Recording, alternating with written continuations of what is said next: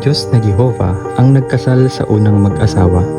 Sinasabi ng Biblia na ginawa niya ang unang babae at tinala ito sa lalaki. Sa sobrang saya, nasabi ni Adan, "Ito sa wakas ay buto ng aking mga buto at laman ng aking laman." Gusto pa rin ni Jehovah na maging masaya ang mga mag-asawa. Kilalanin natin ang pamilya Corpus. Masayang masaya sila sa kanilang pamilya.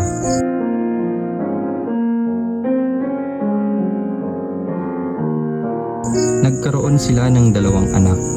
Pinangalanan itong si Precious Corpus at Kevin Corpus. Ang ganda-ganda naman ng anak ko. Anak, mag-iingat ka palagi ah. Oo, Mama, andyan si Jehovah. Yan, kailangan pasayin mo palagi si Jehovah ah. Precious, mahal na mahal kita. Kaya nga Precious ang pangalan mo kasi you're my precious daughter.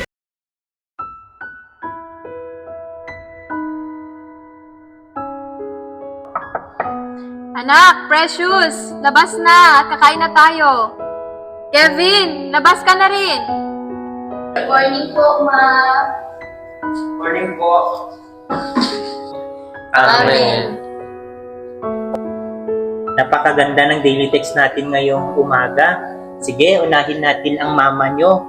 Anong may kukomento mo, mahal, sa teksto natin ngayong araw na ito? Sa Kawikaan 3:1. Ayan, mahal. Paalala sa atin ni Jehovah na kailangan natin siya sa mga gagawin nating desisyon.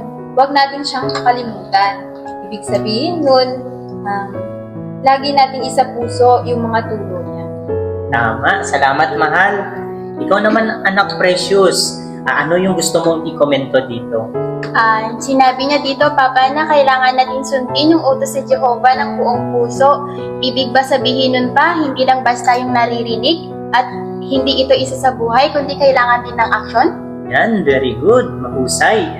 Ikaw naman, anak Kevin. Ano yung gusto mong i-komento dyan? Papa, ayaw kong mapalungkot si Jehovah.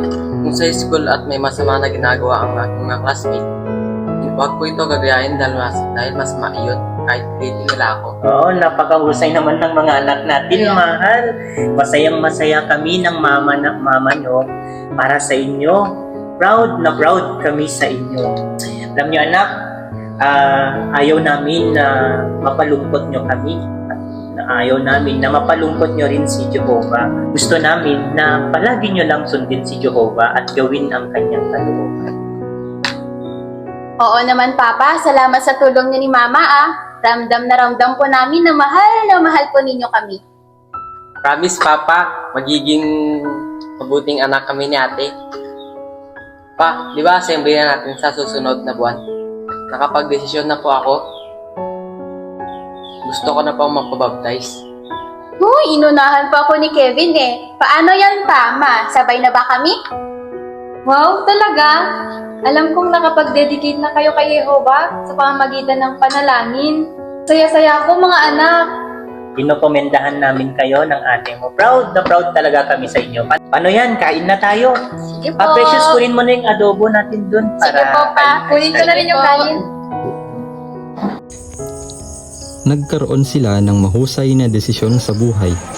Lubusan nilang napasaya ang kanilang mga magulang, mga kapatid sa kongregasyon, ang mga anghel, si Jesus, at lalong-lalo na si Jehovah. Naging mabilis ang kanilang pagsulong. Naging elder ang kanilang ama na si Jerome Corpus. Naging regular pioneer si Precious at si Kevin bilang tagabasa ng mga parapo sa Watchtower. Naging microphone servant at auxiliary pioneer. Ngunit, nagbago ang lahat ng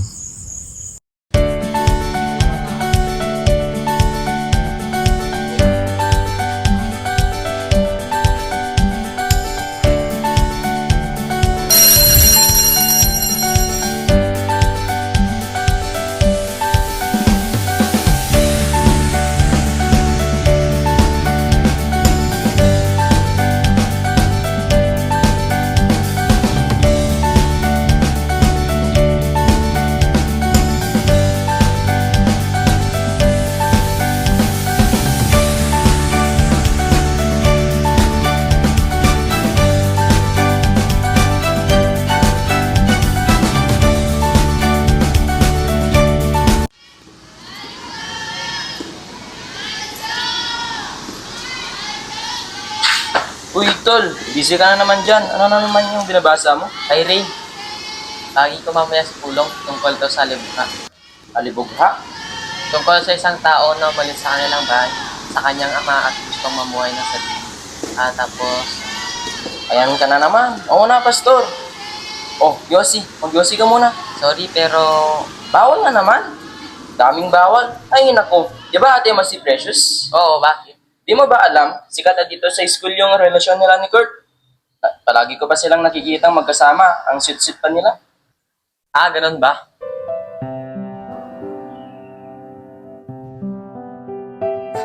Kakaiba ka talaga sa lahat ng babae na nakilala ko. Ano, sama ka sa amin mamaya? Ano? Ikaw talaga, napaka-bolero mo naman. Sige na.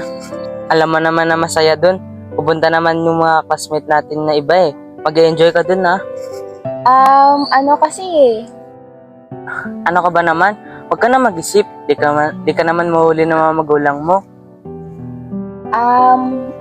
Pulong kasi namin mamaya. Oo, tama, pulong pala namin mamaya. Jova na naman. Di ba matagal na tayo? 6 months and counting. Diba babe? Di bali na. Secret lang naman natin yun.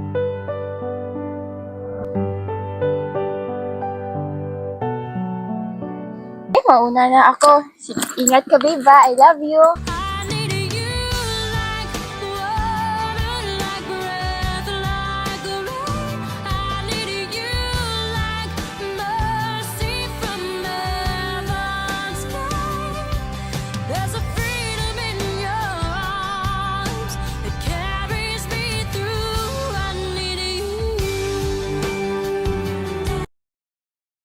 Ma, dito na po ako. Oh anak, buti nakauwi ka na. Ang ate, nakita mo? Hindi po, ma eh. Akala ko po kasi nauna na siyang umuwi. Wala pa siya. Ma, may sasabihin kasi ako. Ano yun anak? Ay ma, andito na po ako. Si Papa po, nasa loob. Ma, kain na tayo. Nagugutom na ako eh. Sige, mag-prepare lang ako ng pagkain. Kevin, tawagin mo ng Papa mo at kakain na tayo mamaya. Sige, ma.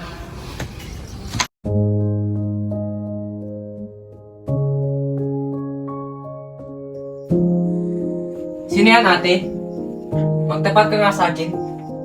Sino? Magtapat ng ano? May karelasyon ka bang hindi saksi? Karelasyon? Ano ba yan pinagsasabi mo, Kev? Ang bata-bata mo pa para tanong-tanongin yan sa akin, ha? Bakit ka nagagalit? Guilty ka ba, ate? Guilty? Nag-iba ka na, ate. Nag-iba ka na. Hindi ka na tulad ng dati. Anak, matulog na kayo at Sabado bukas. Maaga tayo bukas sa larangan.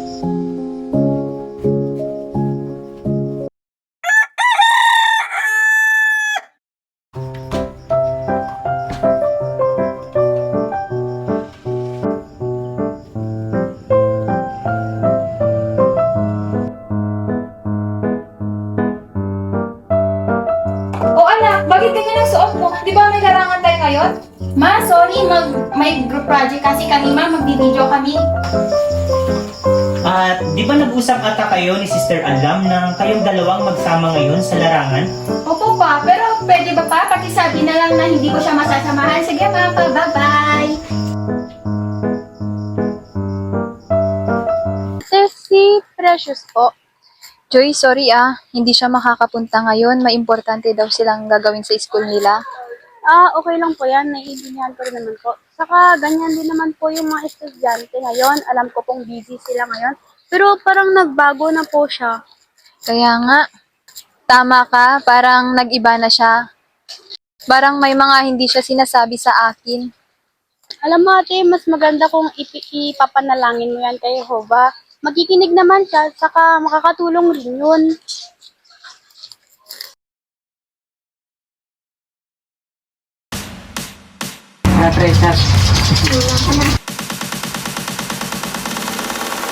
Sabi ko na nga babe, pupunta ka. Tara, kain na tayo. May nandang inumin at kainin. Po ka.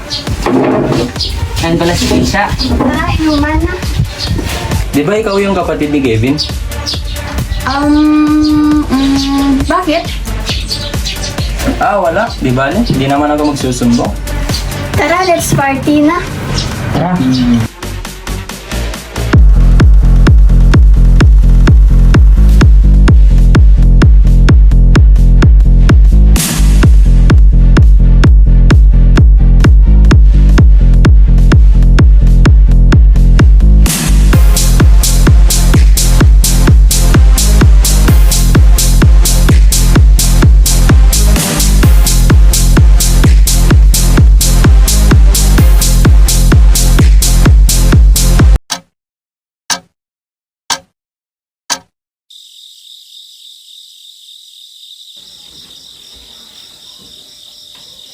Wala pa si Precious. Anong oras na oh? Kaya nga, kanina ko pa siya tinatawagan pero hindi niya sinasagot ang tawag ko. Tawagan mo uli. Delikado na. This oras na ng gabi. Sige, maulan ako sa kwarto at mag-prepare pa ako ng bahagi ko para sa pulong bukas. Sige, mahal. Saan na nga ba yung batang yun? Ang tagal-tagal.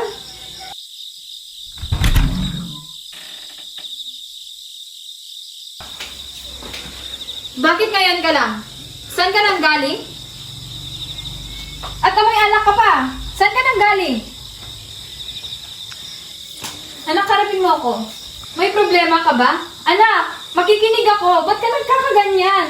Ma, pwede ba? Pagod ang tao.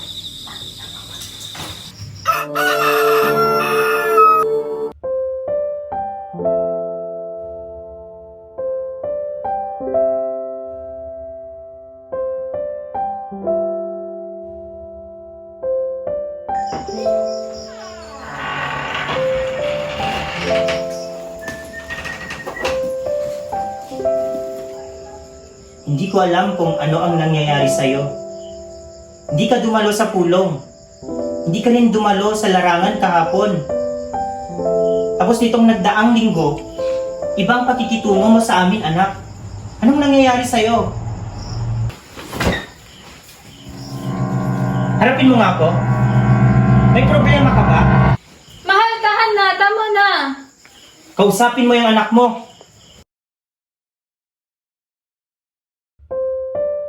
Anak, may maitutulong ba kami sa'yo? Anak, bakit? May problema ka ba? Hindi ka naman ganyan dati ah. Anak, di ba sabi mo na... Sabi ko na ano ma? Di ba sinabi ko na wala akong problema. Bakit bang kulit nyo?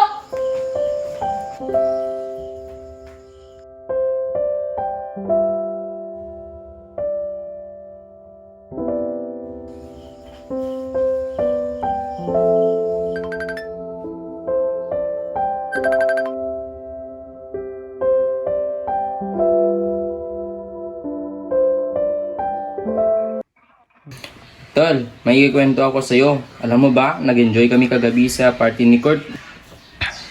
Madaming chicks at maraming pagkain. Tingnan mo, may isisend ko sa'yo. Nga pala, kasama namin ng ate mo kagabi.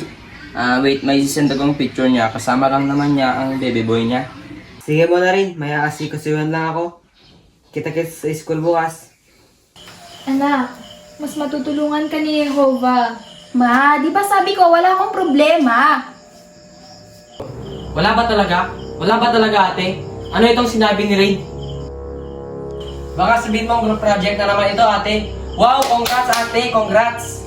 Ano bang pinagsasabi mo ha? Anong ibig sabihin nito, Precious? Ate, magsalita ka, kinakausap ka ni Mama. Ma, hindi group project ang pinuntahan nila ate. Nag-inuman sila kasama ang barkada nila at ang kanyang boyfriend. Anak! Anong ibig sabihin nito? Bakit? Bakit mo yung nagawa? Mama, sorry po. Patawarin niyo po ako, ma. Sorry po kung nabinigay ko kayo ni Mami Papa. Ma, sorry po. Precious, bakit? Actually, noon ko pa gustong sabihin sa iyo, kaso nahihiya ako, ma. Mama, sorry po. Patawarin niyo po ako. Sorry po.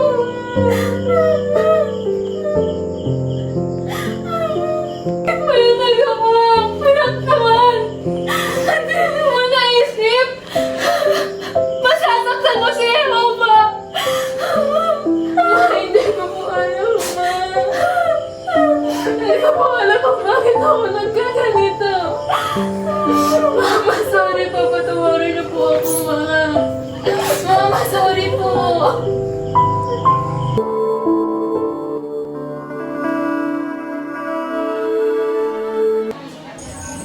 Si Precious Corpus ay hindi na saksi ni Jehovah. Inuulit ko, si Precious Corpus ay hindi na saksi ni Jehovah.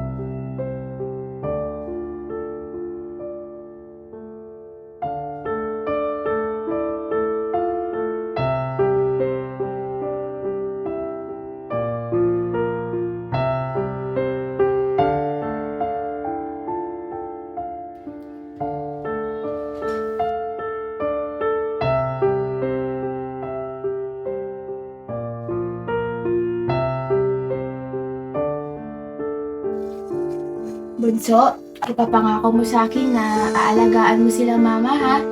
At lagi mo rin iisipin na mahal kita.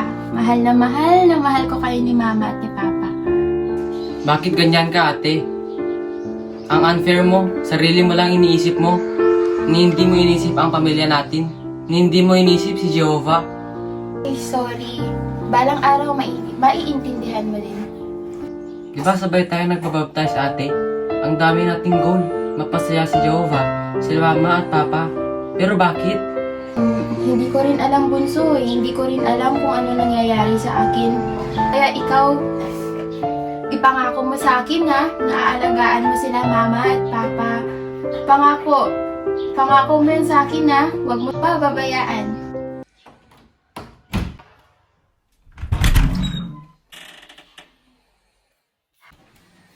Ika'y mahalaga sa Kanya, di ka niya iiwan. Lumapit ka at damhin pagmamahal niya sa iyo. Dahil siya ang iyong Ama.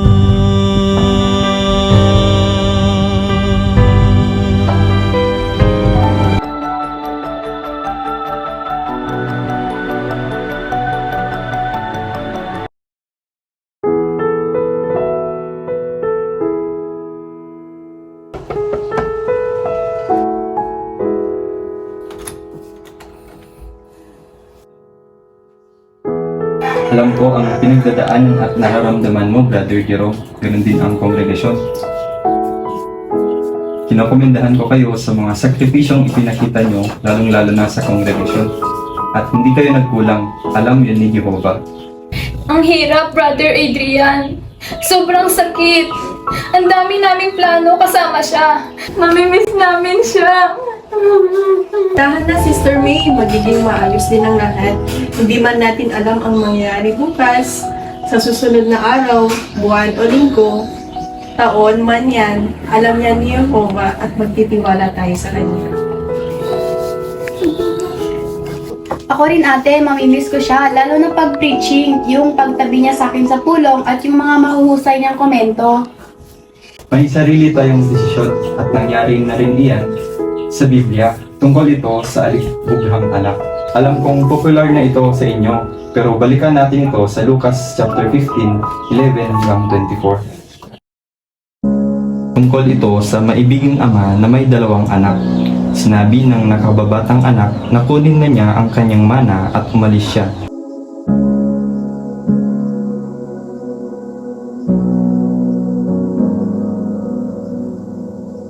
Hindi naging maganda ang buhay niya. Nakisama siya sa mga masasama hanggang sa naubos ang kanyang pag-aari. Nagkaroon ng matinding taggutom hanggang nag-alaga siya ng baboy. Kaya sobrang nahihirapan siya, nalulungkot siya at bumalik sa kanyang ama at tinanggap siya ng kanyang maibiging ama. Babalik siya, mabubuhay siya. Pabalik muli ang pag-ibig niya kay Jehovah. Huwag sana kayong tumigil sa paggawa ng ikakasaya ni Jehovah anuman ang mangyari. Maraming salamat, Brother Adrian. Salamat sa inyo, ganun din ng iyong asawa, sa iyong anak. Talagang kailangan namin ngayon ang pampatibay na ipinagkaloob niyo sa amin. Kain muna tayo. Sumama si Precious sa boyfriend niyang si Kurt. Hindi naging maganda ang pagtrato ni Kurt kay Precious. Binubugbog nito at sinasaktan. Napakahirap ng dinanas niya.